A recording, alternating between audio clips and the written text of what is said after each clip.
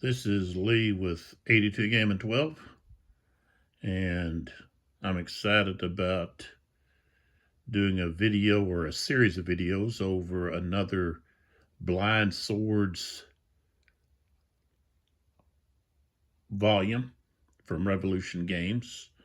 And this one here is Thunder at Dawn, the battle at Wilson's Creek, August the 10th, 1861. And it's volume 5 in the American Civil War series. And I have the Ziploc version. So on the back here is the turn record track, the victory point track, and the broken track. So I'll be using that over here to the side. And dealing with the Battle of Wilson's Creek, it's a fight for the border state of Missouri, which had been involved in a lot of conflicts dealing with slavery. Abolitionists wanting to dismantle slavery in the state. So you had a lot of conflict within the state going back to 1854. So fighting was not anything new for the residents of this state. And so what happens is you've got Missourians going to fight on both sides during this American Civil War. And you've got, was his name Fred Jackson? You have Jackson, who's the governor. I don't believe he's any relation to Stonewall Jackson. But Jackson, who's the governor, he's really a sympathizer for the Confederacy. And he creates this state militia, Missouri state militia, that is disguised as a military group to protect the state from invaders and so forth. But really, it's developed to help to win the state for the Confederacy. The Union commander is Lyons. And he's originally from Connecticut. And he's going to be the first Union general killed during the Civil War. He's going to be killed during this battle. Around 9:30, I believe, around what became known as Bloody Hill. So I'll pull up a little closer. There's Bloody Hill over there. It was originally called, I think, Oak Hill, but as a result of this battle and the fighting that took place on and around that hill, it was renamed Bloody Hill. A lot of death, bloodshed there. So, just a little background information. Talk about the game. I don't know if I'll get into actually playing a turn during this video.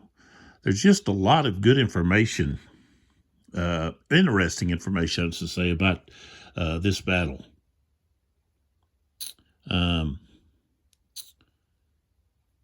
So you've got, in the battle, you've got Lyons and then you've got Seagull.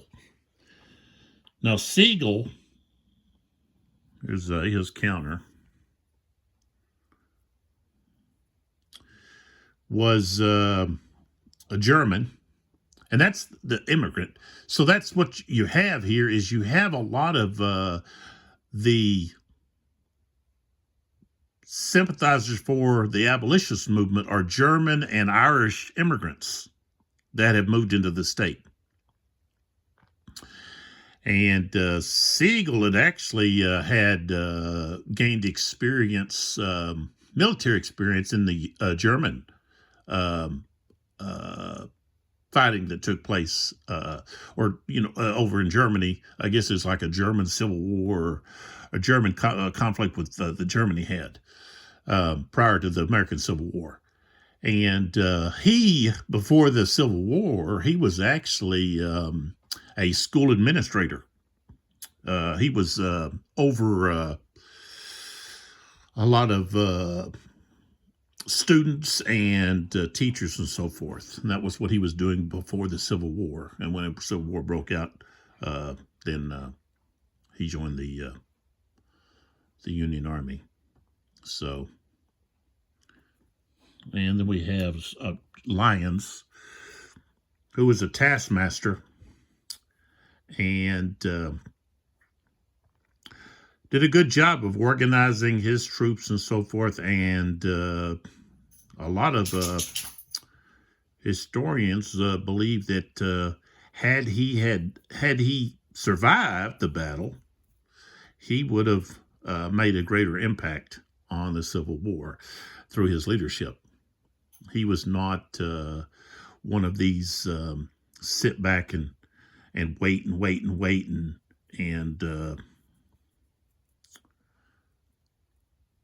careful individual. He was one to develop a plan and then go out there and strike at it. So Lyons had a plan of attack, and Seagull, after talking with him, Seagull devised a separate plan where they divided their forces for the battle. I've got this book here. Let me pull back. The Civil War Battlefield Guide. It's the Conservation Fund. It's edited by Francis H. Kennedy. Was put out by Houghton and Mifflin. And I think it's 1990. Yeah, 1990. That's when it came out. But it has a section here over the Wilson's Creek. There's a Lock and Load Publishing bookmarker. And it talks about one of the Confederate brigadier generals, Benjamin McCulloch, was actually a Texas Ranger before the war. And so you can imagine he knew what fighting was about. And then we have Major General Sterling Price, who was the other commander. He was in command of the Missouri State Guard. And Price was an experienced Mexican War veteran. So he did a pretty good job of organizing.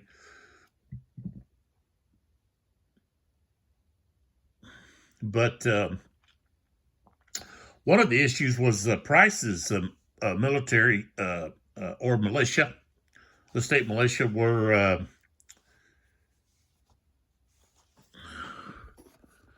says here we're right here. Only had short-range 1812 style flintlocks and muzzle-loading fowling pieces. And some of them didn't even have weapons. So some of the counters, we got quite a few counters here that, especially these units here that are unmounted cavalry. That one actually has an R, so he actually has a weapon. I picked up the wrong one. Oops, let's see.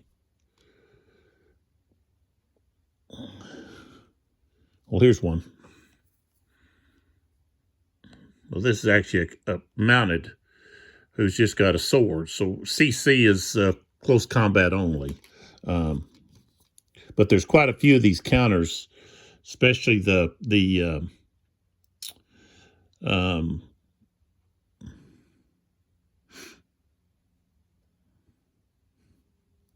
let me find one here. Yeah, here's one. Okay, so we've got this unit here that's unmounted CC. And if you notice, it's got looks like a shotgun there. Fowling piece, whatever. So, if I put that in the right spot, pretty close. And so they have only close combat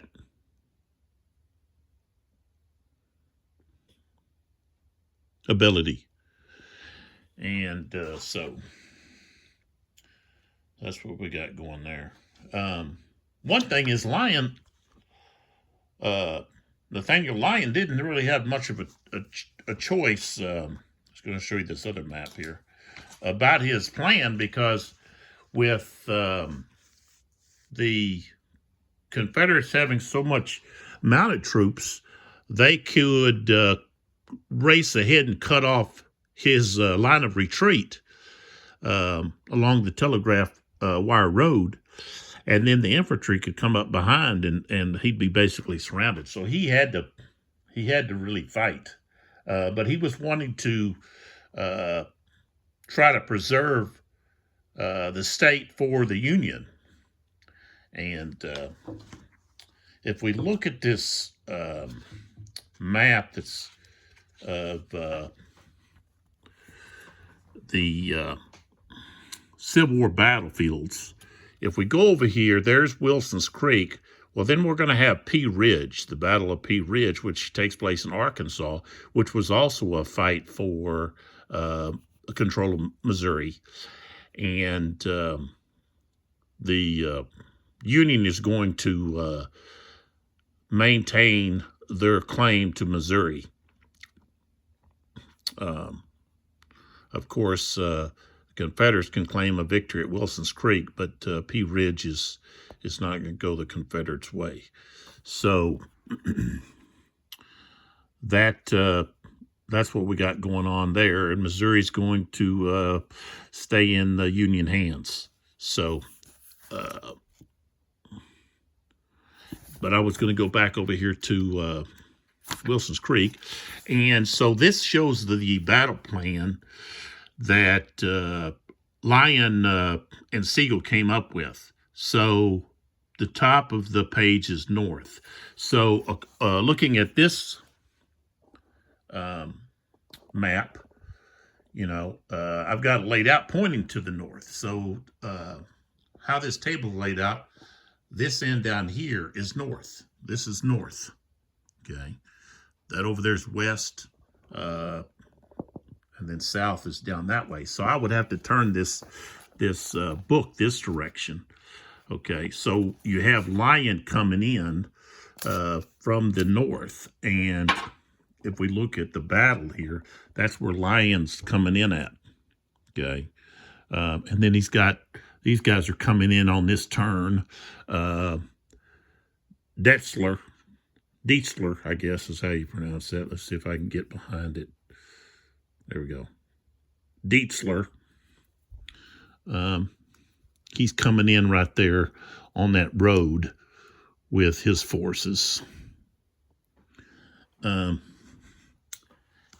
so that's what we have is Lyon attacks from the north, and then Seagull is able to work around the eastern side of the Confederates and come and attack from the south, basically the southeast. And they catch the Confederates unprepared. The Confederates were actually going to attack on the 9th, but because of suspected rainfall, and many of the troops didn't have cartridge boxes to protect their paper cartridges from getting wet, McCulloch had called off the attack, And so they're basically caught eating breakfast when the battle starts. Here they show a battle strength of for the Union 7,000 and for the Confederates 12 to 13, and casualties. The Union lost 1,317, while the Confederates lost 1,222. So, and again, Lyon is going to be killed by a musket ball around 9:30, and that's going to take place over at Bloody Hill. So, and here's a picture. This is actually, I guess, this is from the battlefield, Wilson's Creek National Battlefield, and it says Bloody Hill. So I don't know if this is actually a picture on Bloody Hill.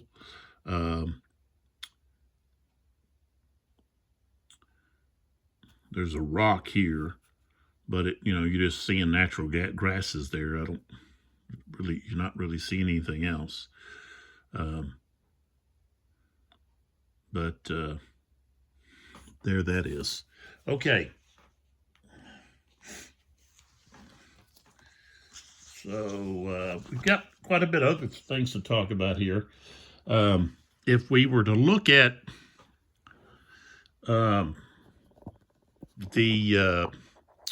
really the command here, if you look,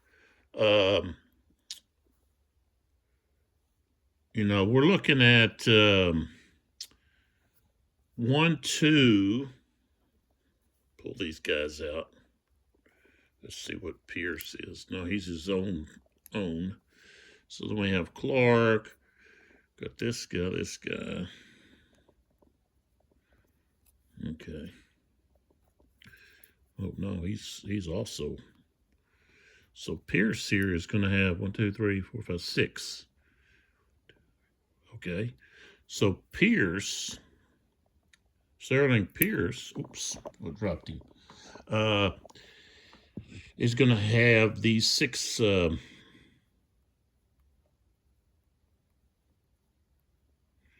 units. And then you have McCulloch, who can activate any one brigade. And then, of course, you got independent brigades. You got Pierce and McIntosh. That can be drawn. While on the Confederate side,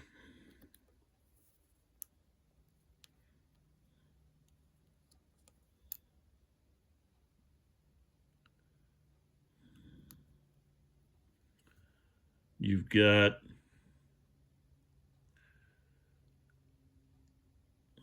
one, two, three, four, five, basically 5 activations. Over here, we've got 1, 2, 3, 4, 5, 6, 7, 8, 9. Is that right? So the Confederates really have a larger advantage just in the number of activations that they can make. And also the Union is greatly outnumbered. Looks like about 2 to 1. But when you factor in that, activation-wise, they're it's even worse. So that's a big issue. Something else that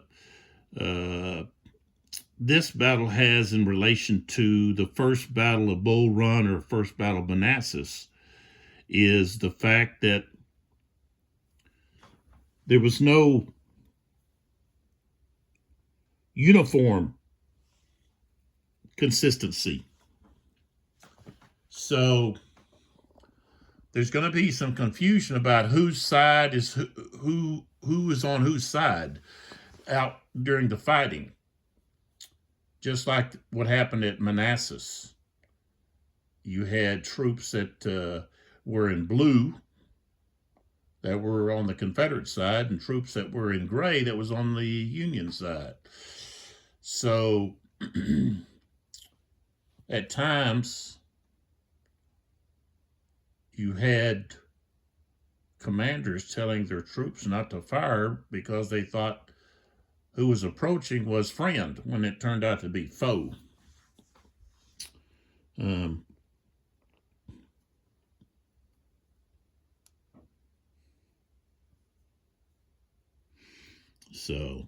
that's going to be here expressed through one way is through this frozen, no fire, no move for artillery. They're frozen because they don't know who's approaching, who whether the men that are approaching are friend or foe. And I think it's also, let's see, hold fire. Here we've got a hold fire on the Confederate side. So we've got a few things that are different, like time and a half.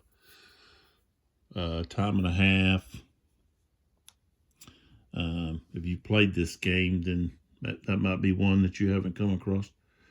Find ammo. Some of these won't be played right away.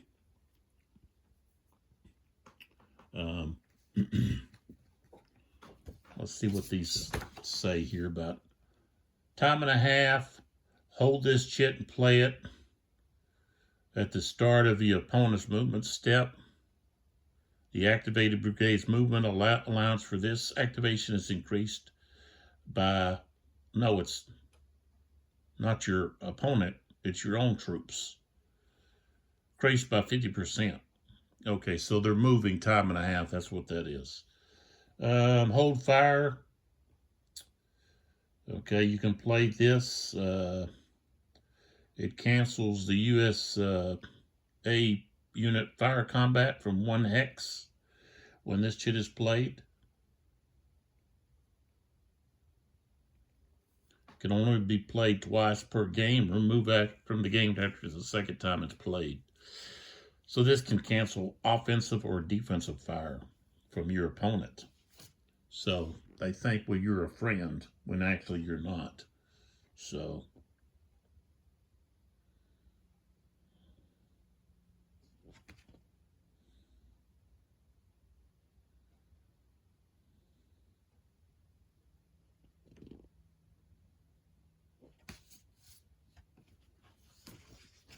let's see what else we have to talk about here. Of course, we have the specific rules for this game. Artillery has a movement of 9 movement points. Talking about, I guess, victory. Yeah, we'll go ahead and talk about victory.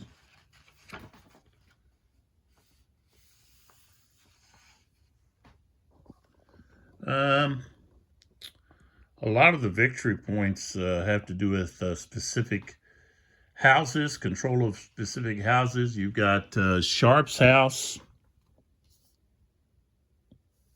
right here.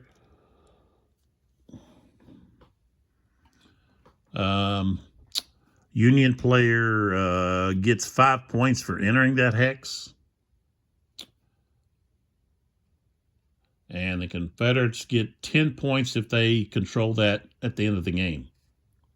And then we have Ray's house. And let's see if I can. Yeah, Ray's house is down here, right here. Union player receives 5 victory points for entering this hex. And the Confederates gain 5 points at the end of the game if they have control of this hex. Then we have control of Price's headquarters, which is 2519. 25.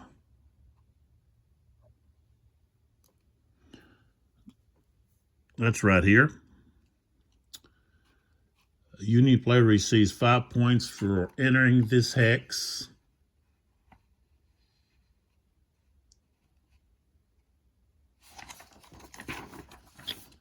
And if they control that hex at the end of the game, they get 30 points. And the Confederates get 15 points if they have control of that hex. So this is a pretty vital, important hex. 30 points at the end of the game. And then we have, should be, let's see, where's the,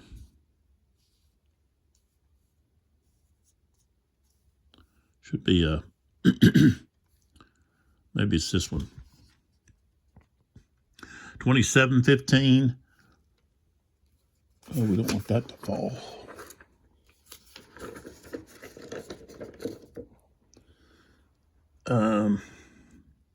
Which is right here. Gwen's house. This is McCulloch's headquarters. Excuse me. Union gets 5 victory points for entering the hex. 10 points at the end of the game. Confederates get 10 points if they hold it. And then we have Bloody Heel, which if I was to move a little closer over here to Bloody Heel, there's Blue Star here.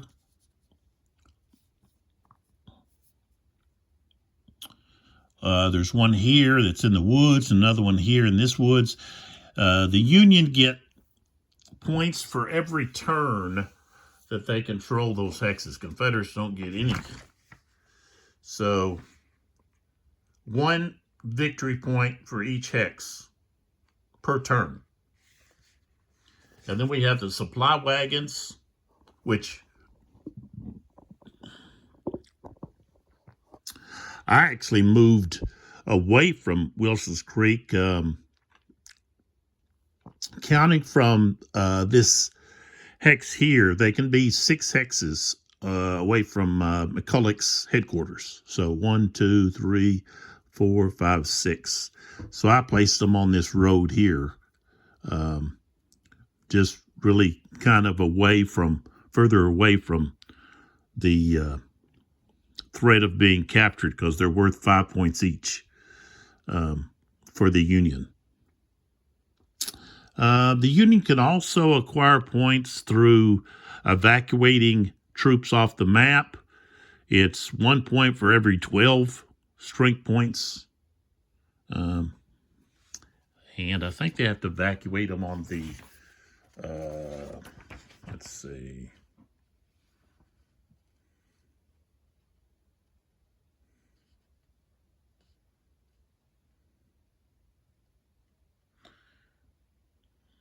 Okay, it's after 10 a.m. And they've got to evacuate back this direction to the north.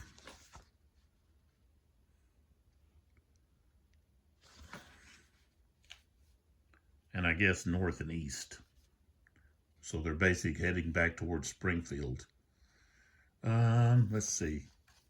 And then you also get 1 point for each strength point that's on the broken track or been eliminated. So that's all of that. It says the Confederate cavalry start the game as dismounted. If a cavalry unit is panicked in Seagull's initial attack, they stay dismounted. So basically they've lost their horses. They've bolted, which happened during the battle. So, and then the victory level, we look at it. So basically you're going to take the Union points and subtract the Confederate points. So if you have more than -25, Confederate major victory. If you have plus 25, then you have a major Union victory. And then in between, there's that. So, okay. Let's see if there's something else we need to talk about.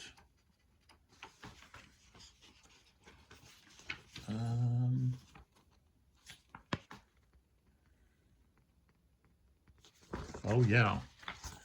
So at the beginning of the game, there's a limited number of the chits. The chits enter and are removed from the game following this schedule that's here. 5 o'clock, all USA activation chits. All USA event chits, except for the low ammo and fine ammo, are there. The wild chits are added at 5:20. 5:40, you have all of the Confederate chits. All event chits except for the brigade reserve move, low ammo, fine ammo. And then at 6:20, brigade reserve movement chit is added. 7:40, low ammo and fine ammo is added. And then 9:20, the ammo chits were removed. And it says 10 a.m., low ammo chit is automatically in the cup for both sides. So, and it tells you how many chits each one pulls and so forth. And then we have a command adjustment here during the initial 2 Union turns from 5 a.m. to 6 a.m. All Union commanders have their command ratings increased by 2. During the 5:40, all Confederate command ratings were reduced by 2. During the 6 a.m. turn, all Confederate command ratings were reduced by 1.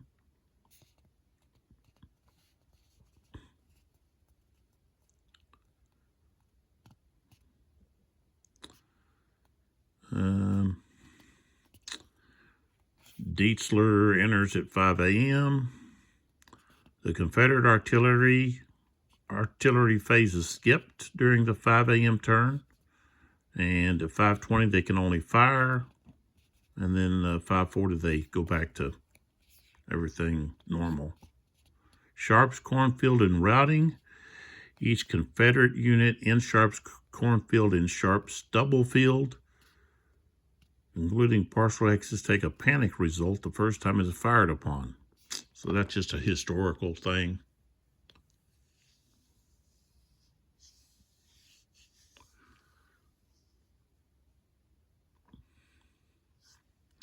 And over here it says Seagull is detached and may not be activated by Lion. And historically, Seagull's units routed. They left the battlefield. However, it was certainly possible that they could have rallied and been brought back. So there's some instance where that could happen. So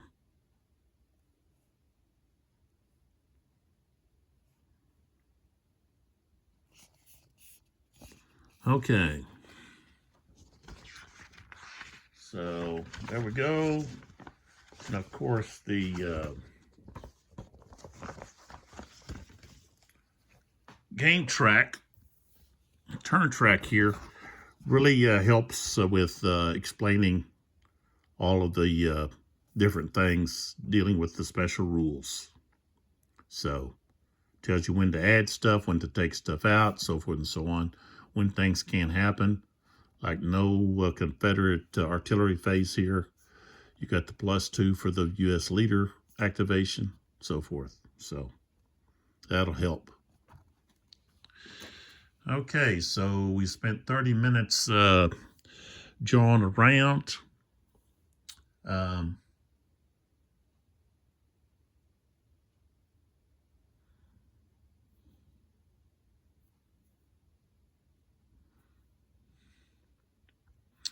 So I guess we need to add things to the cup here. So we've got Lion and Seagull.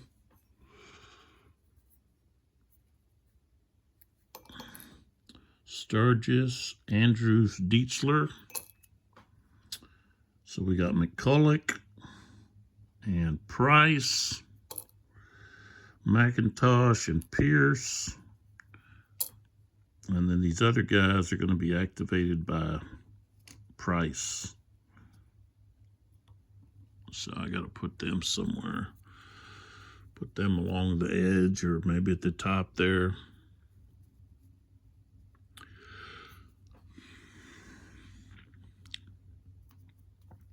I think I'll just set them over here along the edge here.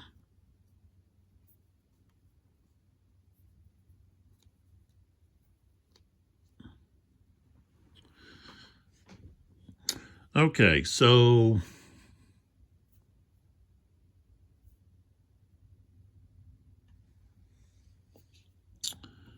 we got the victory points on here. The U.S. turn.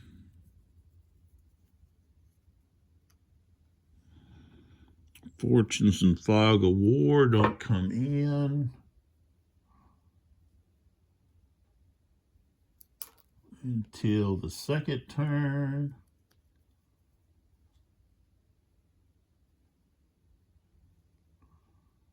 Oh, well, maybe I don't add the... I don't think the Confederates leaders even get a chance to do anything. Let's go back here. I think it's just the Union.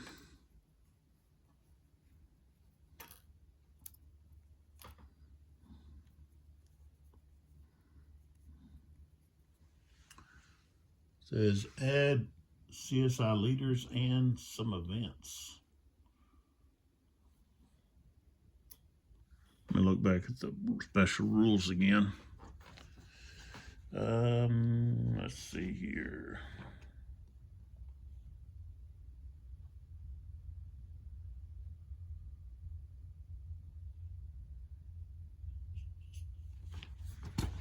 Yeah, they don't get to move.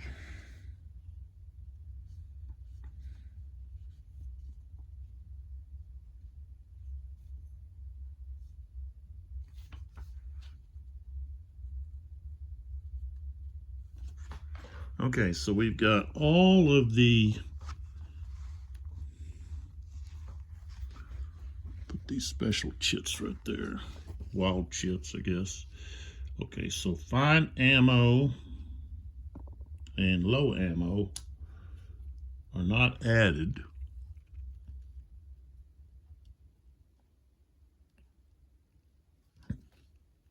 They're not coming in till then. Same thing here.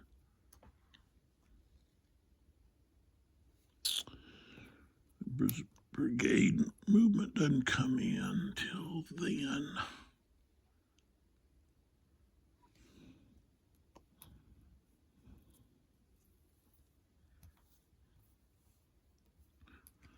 Okay.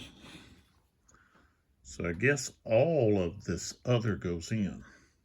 Yeah. All the U.S. chits.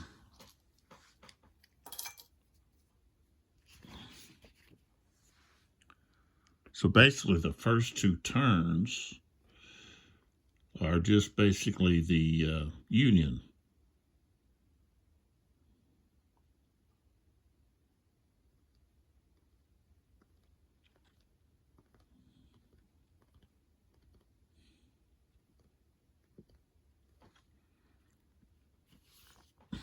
Okay.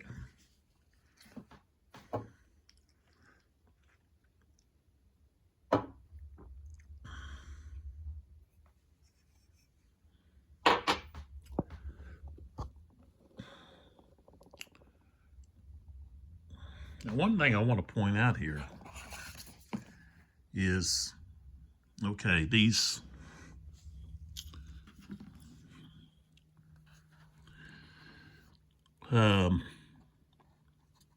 especially like Cawthorn, his cavalry units are a lot stronger when they're mounted.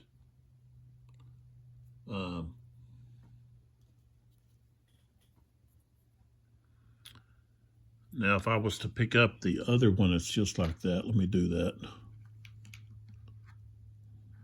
Here it is. Ouch. So if you notice, this is the outline of the horse head is dismounted. When it's filled in, it's mounted. Okay, so it has an 8. So it's got a little bit more strength.